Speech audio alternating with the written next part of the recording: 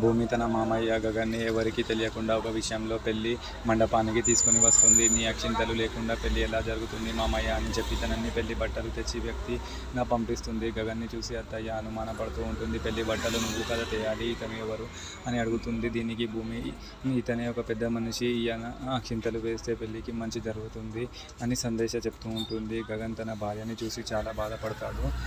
నా కూతురి పెళ్లికి నేను రాకుండా ఎలా ఉంటాను, కానీ మన కొడుకు నన్ను అడ్డుపడడు అని తన బాధని చెప్పుకుంటూ ఉంటుంది. గగన్ భూమిని చూసి చాలా సంతోషపడుతుంది. నువ్వు మా ఇంటికి కోడలివిగా కాదు, మా ఇంటి దేవతవి అని తనని దీవిస్తారు. పెళ్లి కూతురిని చూసి గగన్ కళ్ళలో నీళ్లు తీస్తాడు. నేను నిన్ను వదిలేసినప్పుడు నువ్వు చిన్నపిల్లవి, ఇప్పుడు పెళ్లి కూతురు అయిపోయావు అని తలుచుకొని ఏడుస్తూ ఉంటాడు. పూరికి బహిష్కారం కట్టడానికి మేనమ్మ లేకపోవడంతో గగనే బాధ్యత తీసుకుంటాడు. నేను చేసిన తప్పు వల్లే మీ అమ్మ పుట్టింటికి వరకు నిన్ను దూరం పెట్టారు, అందుకే నేనే మీ మేనమామ లేకుండా పోయానని చెప్తూ ఉంటారు.